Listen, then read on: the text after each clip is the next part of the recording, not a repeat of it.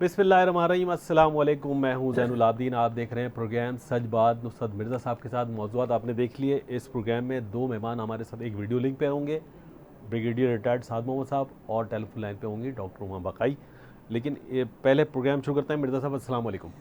जी वालेकुम सलाम। जैन साहब, पहले बात सबसे अली बड़ी गिलानी बात साहब। यह है कि सैयद अली गिलानी इतना अजीम शख्सियत है पाकिस्तानी, जो कि इस्लाम के हवाले से पाकिस्तान को अपना वतन समझते थे और पाकिस्तान की जिंदाबाद के नारे लगाते थे। और वो वही एक आदमी पूरे कश्मीर में, मकबूजा कश्मीर में एक वाहिद आदमी थे कि जो बिक नहीं सके, जो ख़रीदा नहीं जा सका, जो हर वक्त जेल में रहे। और आज पूरे पाकिस्तान में उनको शहीद कहा जा रहा है। उनको ये नहीं कहा, क्योंकि हालत जंग में वो फौत हुए हैं, तो उनको शहीद के तौर पर याद किया जा रहा है। और हम उनको सलाम पेश करते हैं, उनको अल्लाह से उनके दर्जात के बुलंद होने की दुआ करते हैं। और वो हम सब के लिए रहनुमाई का जो किरदार उन्होंने अदा किया, उसको सारे कश्मीरियों को कबूल करना चाहिए। महबूबा मुफ्ती को, और जो शेख अब्दुल्ला के बेटे हैं, उनके पोते हैं, उन सबको उनकी रहनुमाई में जाना चाहिए। क्योंकि ये दुनिया फ़ानी है। जो चीज़ अमर करती है वो आपकी खिदमत हैं, और आपके लिए जो किसी बात पर इस्लाम के मामले में, रसूल अकरम की शान के मामले में, और अपने मुल्क के लिए कंप्रोमाइज़ नहीं करना चाहिए। तो तुम लोगों ने जो गद्दारी की है इस्लाम से और अपने कश्मीरी भाइयों से, उसकी सज़ा आप भुगत रहे हो।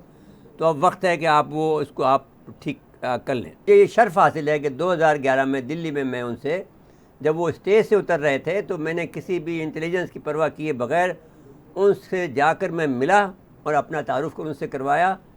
अगरचे मेरे पास उसकी वीडियो नहीं, उसकी फ़ोटो नहीं है, लेकिन मुझे ये एजाज़ हासिल है कि मैंने उनसे हाथ भी मिलाया, मैंने उनकी तकरीर की तारीफ़ भी की, और मैंने उनको अपना जो कुछ मैं सलाह सकता था खराज तहसीन पेश किया, इंतहाई अच्छे अल्फाज में। जी ज़ैन साहब, आप बताइए। वीडियो क्लिप है उनकी, एक दिखाते हैं नाज़रीन को। और इस्लाम की निस्बत से ही, इस्लाम के ताल्लुक से ही, इस्लाम की मोहब्बत से ही हम पाकिस्तानी हैं, पाकिस्तान हमारा है। हम पाकिस्तानी हैं, पाकिस्तान हमारा है। हम पाकिस्तानी हैं, पाकिस्तान हमारा है। हम पाकिस्तानी हैं, पाकिस्तान हमारा है। हम पाकिस्तानी हैं। जी मेरे साहब, बुजुर्ग हुर्रियत रहनुमा और उनकी जो गूंज है, वो उससे भी मोदी सरकार को खौफ। मैं पाकिस्तान के झंडे में उनको कफन को लपेटा गया जी, जो फिर बाद में उन्होंने कब्ज़ा कर लिया हिंदुओं दहशतगर्द सिपाहियों ने। तो अब उसके बाद में वहाँ जहाँ वो चाहते थे कि वहाँ शोहदा के कब्रिस्तान में दफन हो, वहाँ दफन नहीं होने दिया, दूसरे कब्रिस्तान में दफन किया गया। यजीद सिफत हुक्मरान की ये निशानी कि वो लाश से भी डरता जैन है। साहब, एक बात मैं कहना चाहता हूँ, मैं कश्मीरियों से, ये आखिरी बात है जी, कि देखिए, और मुसलमानों से, तमाम हिंदुस्तान के मुसलमानों से, कि पहले बात गलती आपने ये की कि आपने कायद आज़म से आपकी लीडरशिप नहीं मानी। आपने मशरक़ी पाकिस्तान अलग हो गया, तो आपने देख लिया कि मशरक़ी पाकिस्तान अलग होने के बाद बांग्लादेश बना, तो हिंदू तो नहीं बना ना जी। कम से कम वो लोग आज़ाद हैं।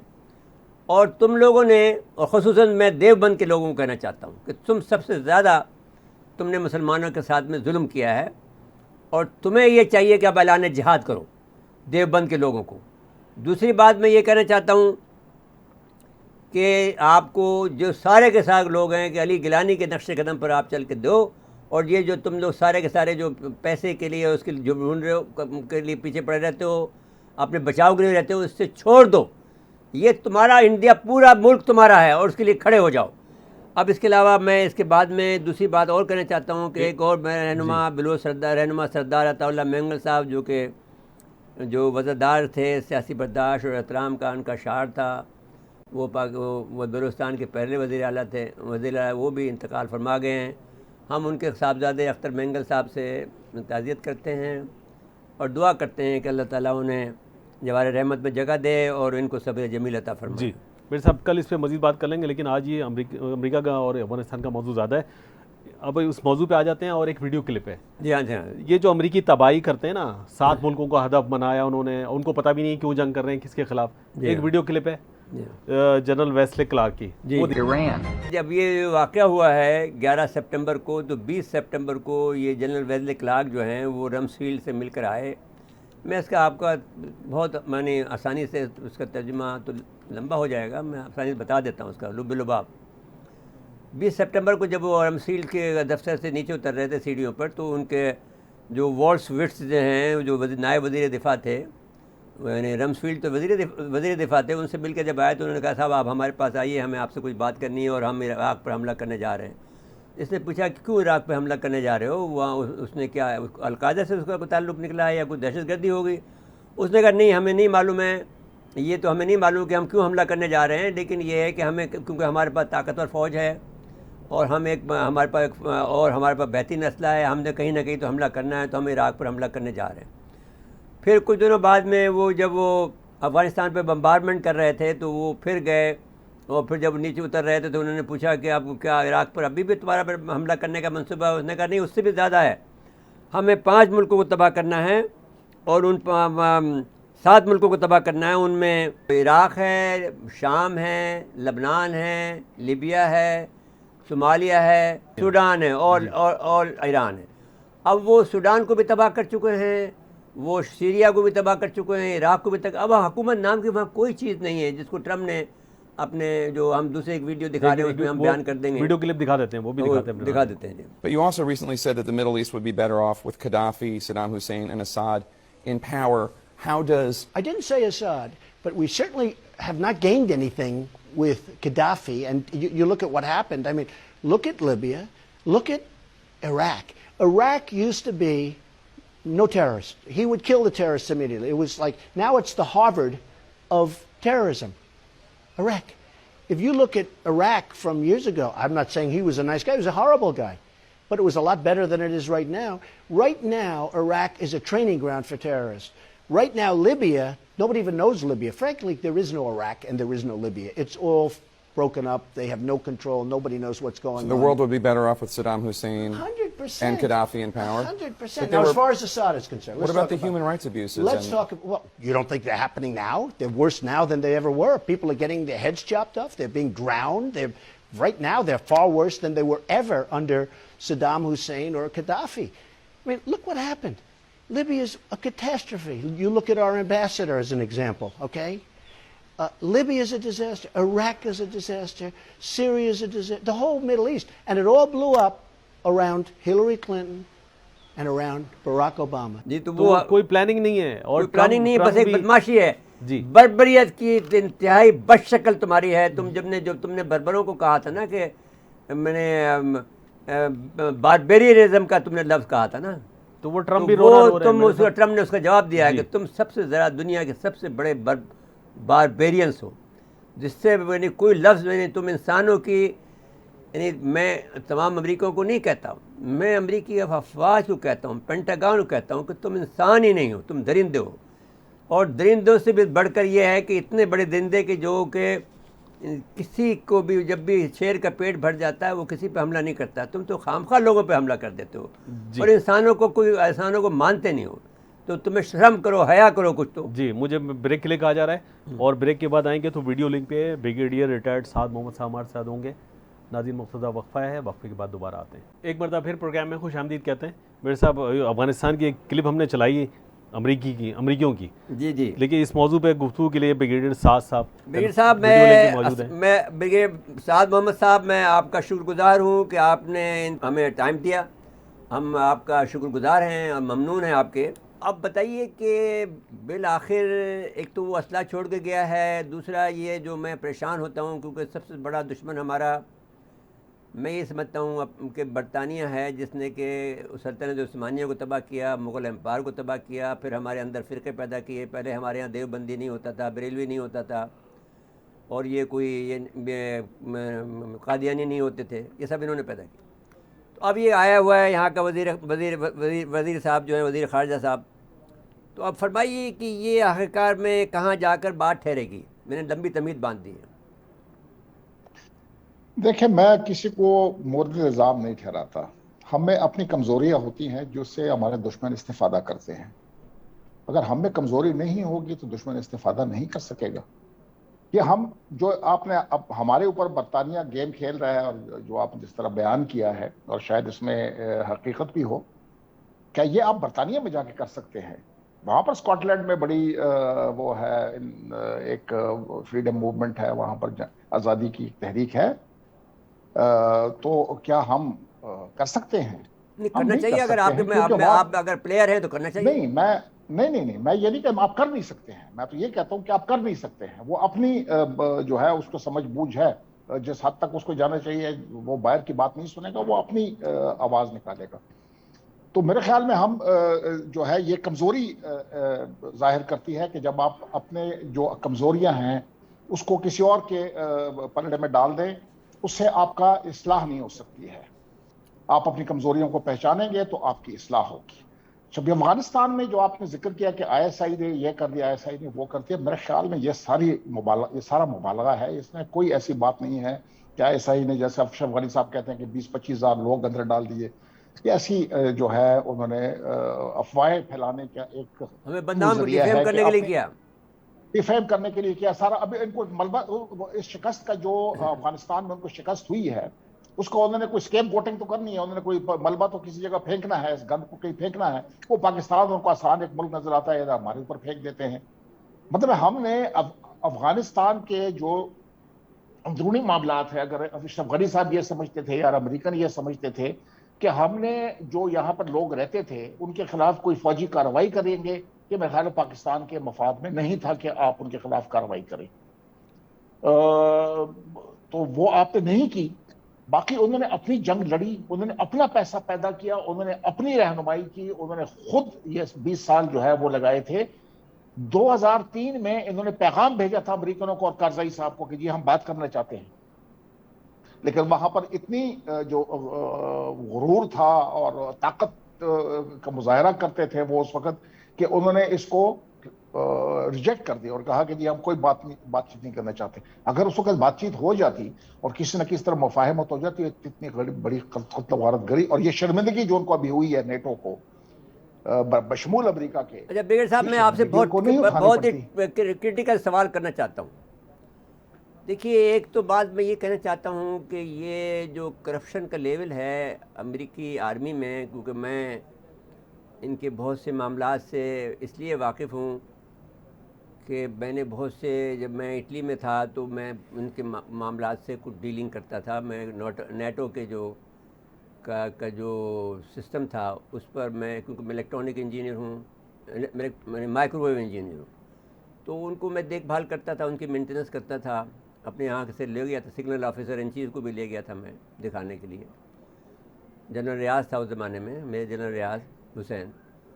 تو میں آپ سے یہ سوال کرتا ہوں کہ ایک تو کرپشن ان میں, میں یہ کہنا چاہتا ہوں, ایک تو کرپشن ان میں بے تحاشا کا ہے, اور وہ ان کو اپنے انتظامیہ کو اس میں رکھتے ہیں, میں نے ڈارک میں رکھتے ہیں.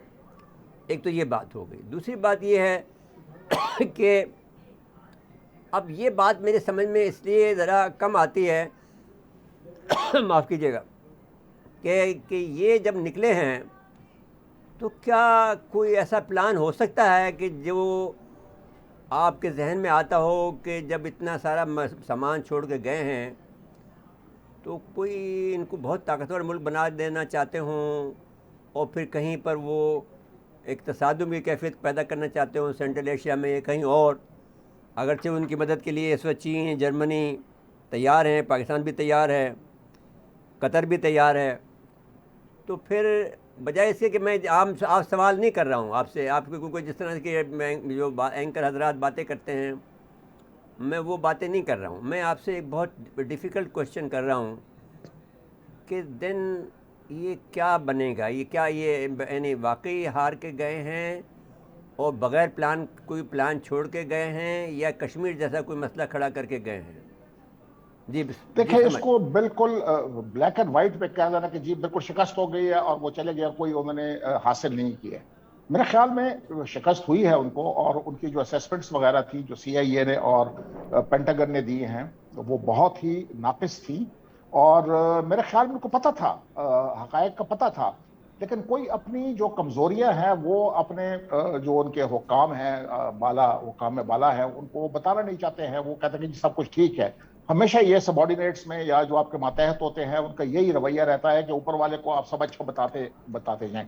یہ انہوں نے, آپ کو میں پیچھے لے جاتا ہوں ویتنام کی جنگ میں, دسمبر 1967 میں CIA نے اور پینٹاگن نے ایک رپورٹ لکھی تھی ویتنام کے اوپر, اور انہوں نے کہا تھا کہ جی بالکل ویتنام میں ہم نے جو کارروائی کی ہے اور جو ویلیج ڈیفنس کمیٹیز بنائی ہیں اور لوگوں کو دیا ہے پیسہ, یہ کیا وہ کیا, ہم ویتنام میں جنگ جیت چکے ہیں, ویتنام بھی ختم ہو گیا, ویٹ کانگ بھی ختم ہو گیا اور ابھی کوئی خطرہ نہیں ہے. اور اس کے 2 مہینے بعد ٹیٹ آفینسو آیا تھا, اگر آپ کو یاد ہو, فیبرری 1968 میں ٹیٹ آفینسو آیا تھا. سر مجھے معلوم ہے, میں تو اس کا اسٹوڈنٹ ہوں نا جی, اب میں جانتا ہوں. تو وہ تمام ساؤتھ ویتنام پہ تقریباً قبضہ کر دیا تھا, سائیگون تک پہنچ گئے تھے. تو یہ ان کی اسیسمنٹس ہوتی ہے. تو کابل کے بارے میں بھی انہوں نے بائیڈن کو یہی بتایا تھا کہ جی یہ افغان آرمی جو ہے اور یہ جو ہے وہ ہولڈ کر دے گی. طالبان کی کامیابی جہاں پر ان کو دینا چاہیے, وہ داد دینی چاہیے کہ انہوں نے ایک طویل جنگ لڑی, 20 سالہ جنگ لڑی اور کامیابی حاصل کی, لیکن ان کی کامیابیوں میں یہ جو اشرف غنی صاحب کی کرپشن, ان کی ایڈمنسٹریشن کی کرپشن, ان کی نالائقی, ایون حامد کرزئی نہیں اشرف غنی, حامد کرزئی تو گئے ہوئے تو 7-8 سال ہو گئے ہیں, تو میں اشرف غنی کی حکومت کی بات کر رہا ہوں. کرزئی ہوتا تو شاید کچھ نہ کچھ بچت ہو جاتی. کرزئی قابل آدمی ہے, وہ زمین پہ اس کے پاؤں ہیں, اس کے کوئی نہ کوئی لنک افغانستان میں ساتھ ہے, ابھی تک افغانستان میں بیٹھا ہوا ہے. اشرف غنی صاحب وہ ہے جو بیگ کے ساتھ آئے تھے اور بیگ کے ساتھ واپس چلے گئے ہیں. تو یہ, اور دوسرا آپ دیکھیں کہ امریکنز کو, آپ کو میں یہ کرپشن کی آپ نے بات کی, میں کہتا ہوں یہ انہوں نے جو یہ ہمیں بتاتے ہیں نا کہ ہم نے 1 ٹریلین 2 ٹریلین, کبھی 1 ٹریلین کی بات کرتے ہیں, کبھی 2 ٹریلین کی بات کرتے ہیں کہ ہم نے اتنا پیسہ لگایا ہے. میں نے جب میں وہاں پر ڈیفینس اٹیشے تھا, میں نے صرف ایک کیس اسٹڈی کیا, اور وہ یہ تھا کہ ایک کنٹونمنٹ سائز, ایک بریگیڈ سائز کنٹونمنٹ بن رہا ہے, جلال آباد کے پاس بنتا ہے سپوزنگ. تو اگر اس کے لیے $100 جو ہے وہ امریکہ نے امداد دی, تو 25% تو اسٹریٹ اوے پینٹاگن ادھر ہی رکھ لیتا تھا, واشنگٹن بھی رکھ لیتا تھا کہ جی ہم نے ریکانسنس کیے ہے, ہم نے اسیسمنٹس کیے ہیں, ہم نے یہ کیا وہ کیے, گراؤنڈ پہ سوائل ٹیسٹنگ کی ہے, فلانا کیے وہ کیے, اور وہ جو ہے کیا کہتے ہیں جگہ کی سلیکشن کی ہے. تو 25% وہ رکھ لیتے تھے اور وہ امریکن کمپنی کو ٹھیکہ دے دیتے تھے. وہ امریکن کمپنی کیا کرتی تھی کہ خود اپنے پاس 25% رہ کے افغان امریکن کمپنی اس کو ٹھیکہ دے دیتی تھی, اور یہ افغان امریکن کمپنی 25% رکھ کے 25% کے اوپر جو بقایا پیسے رہ جاتے تھے اس کے اوپر وہ ایک افغان کمپنی کو ٹھیکہ دیتی تھی. بالکل صحیح کہہ رہے ہیں, میں نے یہی دیکھا ہے اپنی زندگی کے اندر. سارا پیسہ واپس امریکہ میں جا رہا تھا. جی ایک اور ان کی اچیومنٹ, آپ مطلب ہے کہ اگر آپ اس کو اچیومنٹ میں ڈالتے ہیں اس کو یا نہیں ڈالتے ہیں, کہ کم از کم طالبان کے رویوں میں فرق ڈال دیا انہوں نے 20 سال میں.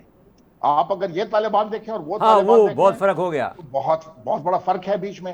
انہوں نے ایک نئی جنریشن افغانستان کو دی ہے جو تعلیم یافتہ ہے, جو جدید دنیا سے ان کا ایک تعلق ہے 21ویں صدی میں.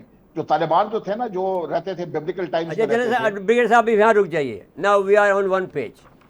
سر ناؤ اب جو آپ کی گفتگو کے بعد میں, کیونکہ اس میں بہت وقت چاہیے, لیکن میں یہ پوچھنا چاہتا ہوں کہ how they will behave now the Afghan Taliban, جو ایک تو فتح یاب ہوئے ہیں, 3 سپر طاقتوں کو انہوں نے شکست دی ہے.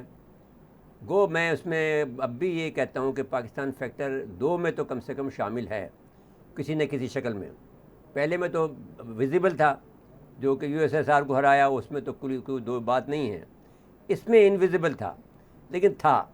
اب اس کے بعد میں اب یہ آپ مجھے فرمائیں کہ جو آپ کی اسٹڈی ہے, جو آپ کا تجربہ ہے, how they will behave now the Afghan with Pakistan, with India and with United States.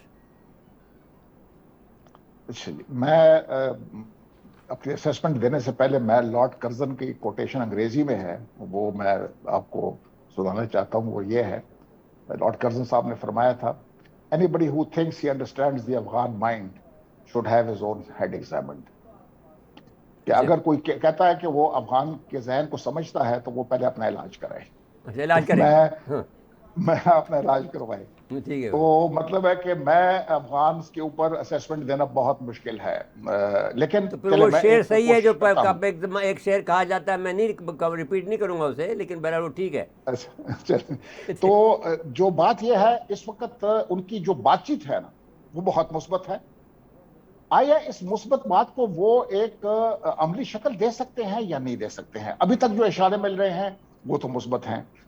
مثلاً انہوں نے قتل و غارت گری نہیں کی, ایک دو کا واقعات ہوئے ہوں گے, میں اس سے نہیں کہتا ہوں, وہ ریگولر آرمی سے بھی ہو جاتے ہیں, اس کے اوپر جو ہے, لیکن ایک پالیسی نہیں ہوتی. یہ سب پالیسی قتل و غارت گری کی نہیں ہے. انہوں نے کئی جگہ پہ کوشش کی ہے کہ بغیر لڑائی کے انہوں نے قبضہ کر لیا علاقے کے اوپر اور لوگوں کے ساتھ بات چیت کی. ابھی صرف پنشیر کا ایک علاقہ رہ گیا ہے. پنشیر کا کیا بنے گا؟ وہ اب دیکھیں نا, وہ زیادہ زیادتی کر رہا ہے. احمد مسعود جو ہے وہ کہہ رہا ہے کہ صاحب مجھے 4 گورنریٹ دو اور وزارت خارجہ میں مجھے دو.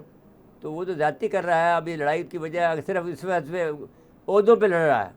وہ کہہ رہا ہے کہ صاحب اکیلے افغانوں کو, میں نے طالبان کو حکمرانی کا حق نہیں ہے. تو بھائی وہ کب کہہ رہے ہیں کہ ہمیں اکیلے چاہیے؟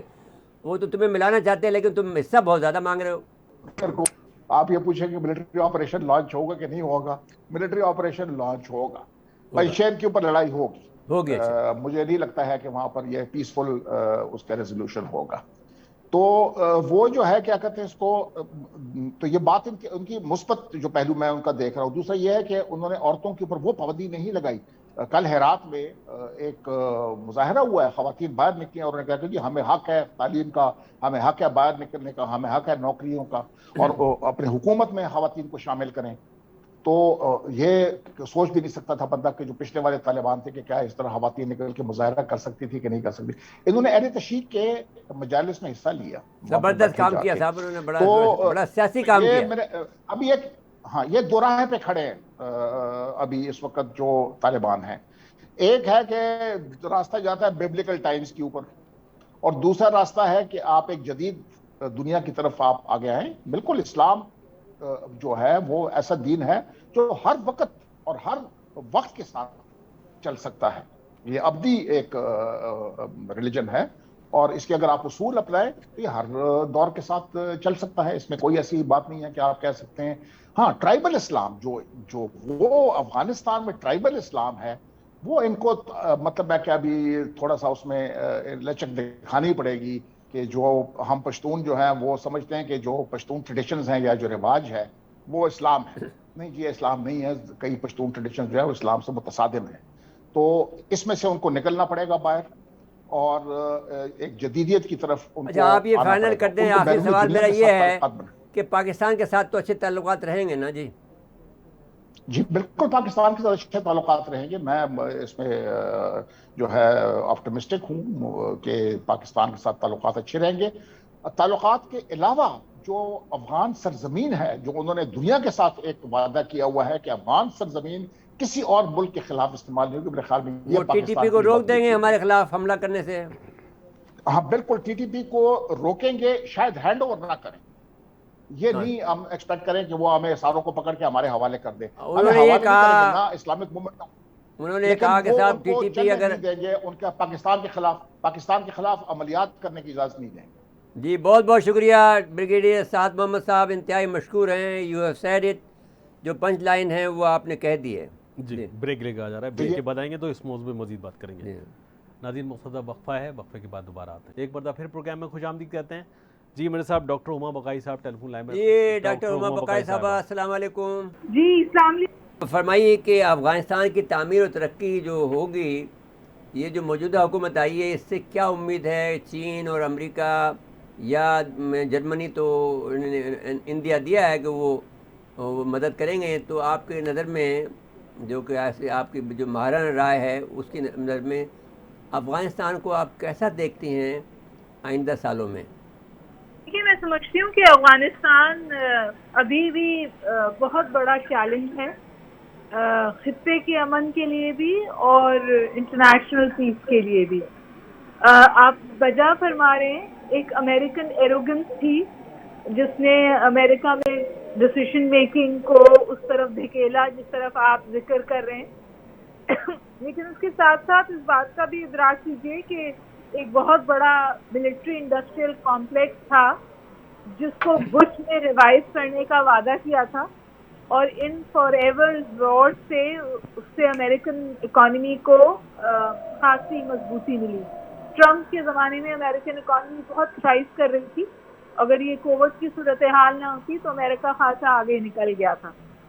اس وقت جو بات ہوئی ہے وہ یہ ہے کہ امریکہ اسی حصول طاقت کو برقرار رکھنے کے لیے افغانستان سے باہر نکلا ہے، کیونکہ بائیڈن نے بالکل کلیئر اشارہ کیا کہ جو ہمارے دشمن ہیں، جس میں انہوں نے بالکل واضح طور پر ذکر کیا چائنا کا اور رشیا کا، وہ تو چاہتے ہیں کہ ہم افغانستان میں الجھے رہیں، اور وہ یہ بھی کہتے ہیں کہ 21 سینچری کا جو سب سے بڑا چیلنج ہے وہ امریکہ کی چائنا سے کانفرنٹیشن ہے۔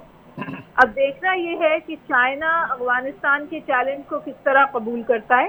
اچھا اب آپ فرمائیں، آپ نے بہت اچھی بات کہتے ہیں، ایک نیا چیپٹر کھولا ہے، اور میں اب جو کوآڈ ہے، اب یہاں پر کیونکہ یہ ٹاپک ہمارے ذہن میں نہیں تھا، لیکن کیونکہ آپ نے خود اس کو ٹچ کر دیا ہے، تو یہاں سے پھر کوآڈ کا سوال پیدا ہوتا ہے۔ تو پھر کیا مطلب ہے کہ ہم یہ سمجھتے ہیں کہ جو یعنی ساؤتھ چائنا سی ہے اور اسٹیٹ آف تائیوان ہے، یہاں پر پریشر امریکہ بڑھائے گا؟